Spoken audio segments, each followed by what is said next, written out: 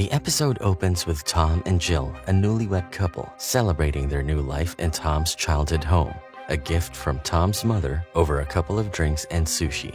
They are laughing and enjoying themselves when they hear a knock from the basement, and they go to check what caused it. The basement is full of boxes containing Tom's childhood memories with Jill, as they have known each other since childhood. Suddenly, a little dog appears from behind the closet and dashes upstairs, surprising them.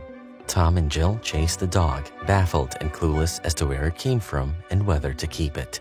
Later that evening, Tom invites his friend Jason and his girlfriend to their place for dinner, where they discuss memories from the past and also Jill's old drawings of a character she named Pretzel Jack that they found in the basement.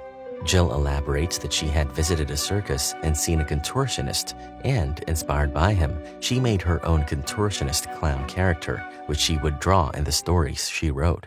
The next day, the couple goes to the store to get supplies when Jill notices Tom talking to a woman, Sarah, and when they return home, Jill confronts Tom about the woman and asks if he has had an intimate relationship with her.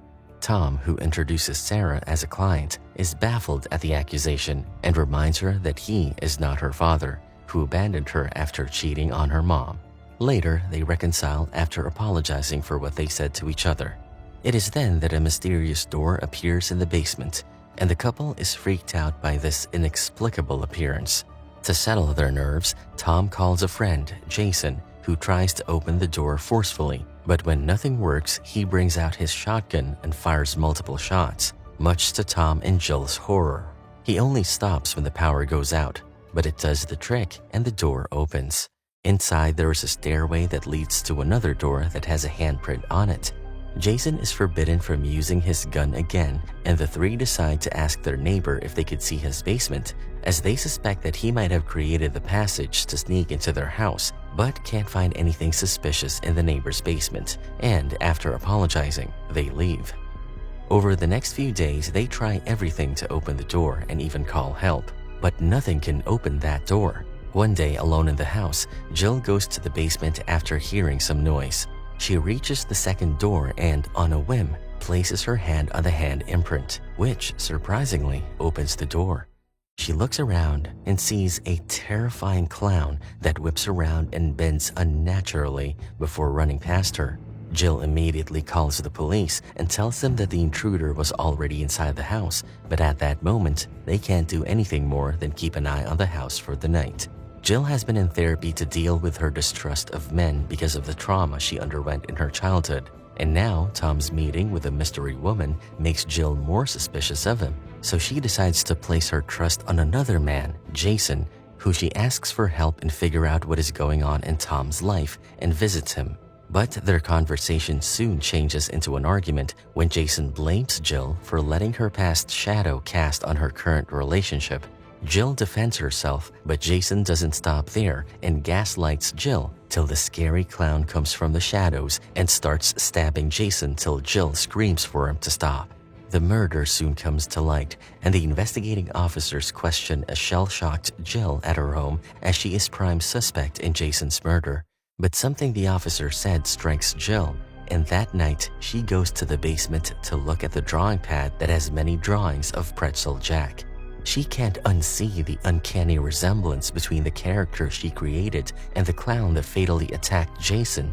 Since then, she has been having flashbacks from her childhood about a mysterious door that was in the house she lived in, or not, she can't remember. So to put a rest to these recurring thoughts, she visits her childhood house and the new owner graciously welcomes her. While inside the house, Jill manages to sneak into her room, but she can't find the door she saw in her flashbacks. So to cross-check if she missed it somehow, she sneaks inside the house once the owner has gone out to walk her cat. Jill walks into her old room and tears down the wallpaper that covers where she saw the door, and as she suspected, there is a door that is smaller than the one in her current house. She opens the door to find something peculiar inside that resembles a human figure but is too distorted to make out clearly. Jill is now convinced that Pretzel Jack has somehow come to life, and when she sees a glimpse of him in her bedroom, she screams for help. But when Tom checks and finds no one, he questions her sanity. Similarly, her therapist doesn't show any interest in what she's saying, and, much to her chagrin, recommends her medicines, making her leave the session midway. When nobody believes her, Jill turns to yet another man, her neighbor Ian, who listens to her without judgment. Jill feels she can freely talk to him, so she confides in Ian about Pretzel Jack and how she believes she created the entity that killed Jason.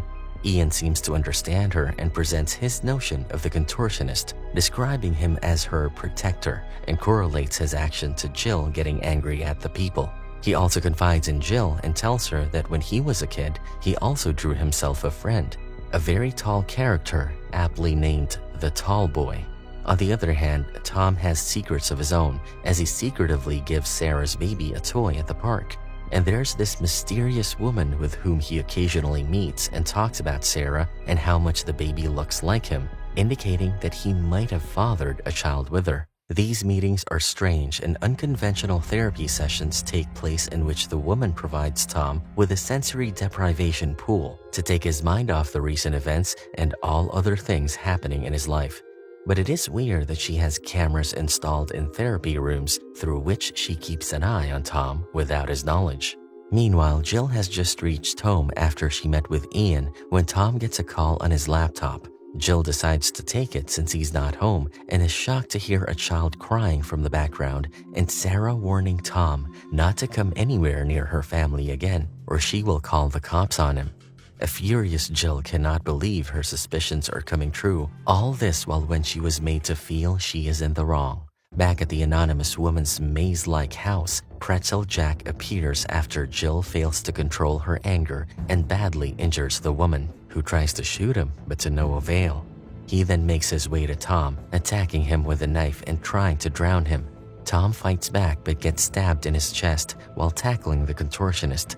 The badly injured woman has some strength left and she fires at Pretzel Jack, allowing Tom to run. But the shot doesn't do much damage and Pretzel Jack twists his body to appear like a spider, puts himself back on his feet, and follows Tom. In the meantime, Tom gets himself in the woman's car, but he doesn't know how to drive a stick. Because of this, he accidentally puts the car in reverse and gets rammed by a van once he reaches the main road. Pretzel Jack sees the accident and decides to leave for now. Jill soon receives a call from the hospital about Tom and gets ready to leave when she hears some noise from downstairs and finds the front door open. She gets scared when all of a sudden, Ian walks in with a dog, explaining the dog had run out. She's relieved and asks him to stay with her till she heads to the hospital, and Ian offers to drive her. At the hospital, Tom is not happy to see Ian with Jill, and sensing the awkwardness, Jill asks Ian to leave. The couple is then visited by the police, who show them the footage they recovered of the clown attacking Tom in the pool. They have also identified the mysterious woman, who turns out to be a doula, and they are curious to know how Tom knew her since she never advertised her therapy sessions anywhere. When the police question him about Sarah, Tom doesn't disclose much. However, Tom is reminded of Jill's drawings of the clown contortionist and believes that a psychopath must have seen the drawings and made a mask to look like the character. He soon gets discharged from the hospital, and when they reach home, Tom asks Jill if she knows this person who is trying to harm them. Jill calmly states that he's me and takes Tom to the door to show him the carcass of Pretzel Jack she picked up when she last visited her old house. It resembles a hollow scalded mannequin, and after Jill moved out from her old house, Pretzel Jack too ceased to exist. She further explains that he has come back to protect her from getting hurt. It is difficult for Tom to wrap his head around Jill's story and questions her why Pretzel Jack tried to hurt him. Jill tells him she heard the baby when she answered Sarah's call and asks him to tell the truth. Tom finally confesses that he was involved with an already married Sarah, but he ended it after he got together with Jill. Though he came to know later that Sarah was pregnant and was sure the kid was his, but Sarah didn't want her husband to know, so she threatened Tom to stay away. Jill is beyond furious at such a betrayal, and her mood alerts Pretzel Jack, who was sleeping under somebody's patio, and he soon puts his limbs in place before stomping to Jill's house. By the time he reaches the house, he sees Jill and Tom leave in their car. The couple has decided to visit Jill's psychiatrist for a couple session to save their marriage, but it backfires because both men dismiss Jill and her story about her imaginary friend, enraging Jill. She tells them that Pretzel Jack is coming as the light flickers, but the doctor is confident nothing will happen until Pretzel Jack crawls inside through the window and kills the doctor in front of Jill and Tom. The couple dash out of the building and hop into Ian's truck, who is surprisingly waiting for them at the entrance. Pretzel Jack chases them for quite some time before they lose him, and Tom looks at Jill in utter disbelief. They all go to Ian's home, and she asks for a method to destroy him, to which Ian paints a gruesome picture of destroying every part of Pretzel Jack to get rid of him, but also shares a different approach, which is to live with it and control it. Now that they know Pretzel Jack is real and Jill's creation, Ian suggests they lure him out to trap him and then learn to control him. But for that, she will have to go through emotional turmoil. They sit in the empty room behind the dream door, and as Jill's feelings and emotions get skinned, Pretzel Jack's pace increases as he makes his way to their house. Tom walks outside the room but stops when he sees Pretzel Jack at the edge of the stairs. Just then, Jill's phone rings and she picks it up to find it is her dad. Pretzel Jack suddenly charges towards Tom but runs past him into the room where he sees Jill, who is now calm and performs some moves to impress her. Jill smiles as she looks at Pretzel Jack and he takes her in an embrace, making her feel safe and happy. At that moment, Sarah's voice can be heard from upstairs calling out to Tom. Tom quickly makes his way up and opens the door for her. Jill and Ian also head upstairs, but when Jill sees Sarah outside with Tom arguing, she loses her cool, enticing Pretzel Jack to go after Tom and Sarah. Sarah gets stabbed in her leg before Tom flees with her, and Jill and Ian tail them. While trying to save themselves, Sarah and Tom also try to sort things out, and Tom finds out that the child is not his after Sarah got the DNA tests done. So to tell him that, she came to his house that evening. They enter a gymnasium, and Tom hides an injured Sarah in a room while he tries to lure away Pretzel Jack. Soon, a chase ensues, and they end up in the swimming pool area where Pretzel Jack tries to drown Tom yet again. Ian and Jill also reach there, and Jill panics, seeing her husband in danger because of her imaginary friend. However, Ian tries to calm her down and asks her to concentrate on him so he can guide her to control Pretzel Jack. Once she gets control of Pretzel Jack, she frees Tom first, and then Ian helps her crush her creation using her mind.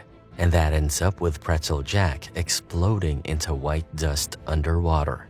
Simultaneously, Jill and Ian fall to the floor, and Jill's ear bleeds. They take Sarah to the hospital, where the situation gets awkward as no one talks to the other.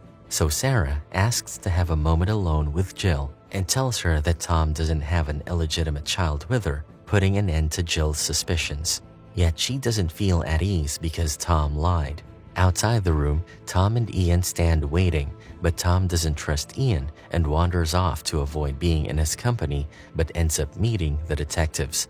Meanwhile, Jill asks Ian to give her a ride, but tells him she doesn't want to go home and wishes to learn to control her mind.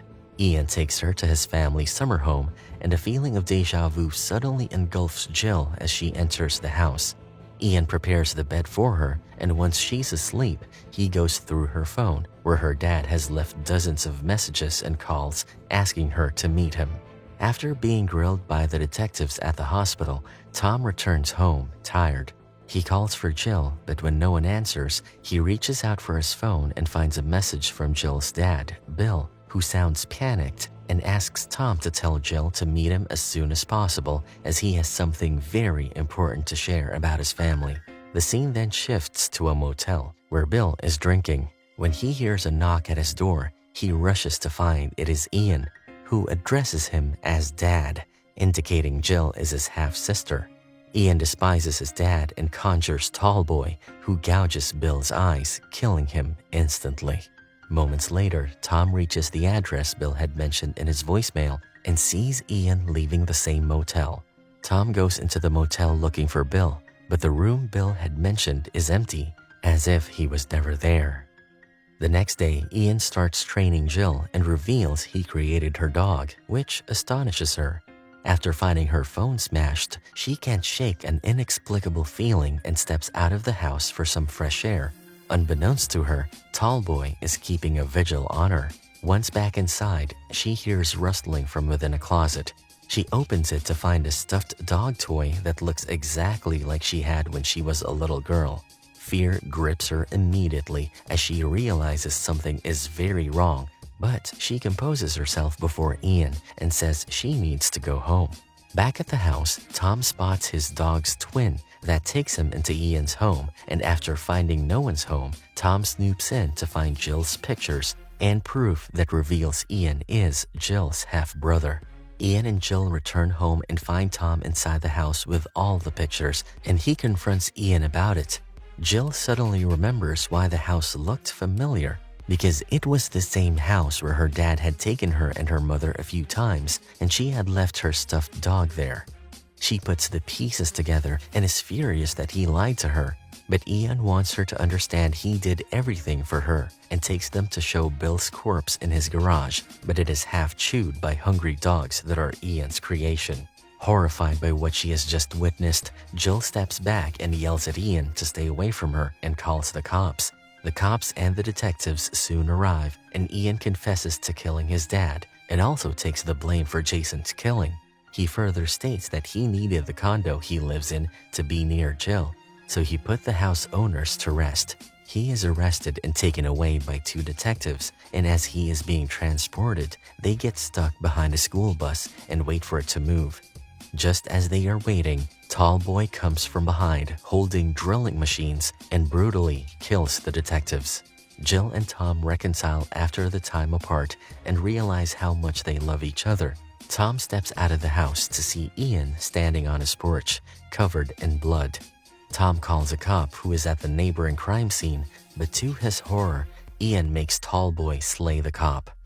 Tom tries to run inside, but Ian has already conjured a door behind Tom through which a red hooded entity stares back at Tom. Jill calls out to Tom, but he doesn't answer, so she goes out and finds the body of the cop and a message for her, asking her to meet at the ghost neighborhood, written by his blood. In the ghost neighborhood, Tom is seen being dragged by the Tallboy into a building under construction, and he stops near Ian, who has just finished eating to keep up his strength. He confesses that he loves Jill in a pure, uncomplicated way and sees them being connected by the abilities they possess, much to Tom's disgust. But Tom doesn't stay longer to hear his nonsense and makes a run for it as soon as he gets a chance and finds him being pursued by the Tallboy. Meanwhile, Jill arrives at the ghost neighborhood in search of Ian. Unbeknownst to her, the hooded entities are following her, and when the security guard tries to stop her, those entities attack the security guard, stabbing him to death. Jill gets appalled and runs to hide from them, and Tallboy revving his drill nearby. She soon finds Tom, but after he forces himself onto her, she realizes it is not Tom, but Ian's creation with a psyche so he can feel Jill. Upon realizing this, she flees, and Tom's doppelganger chases her till she impales him with a piece of fence.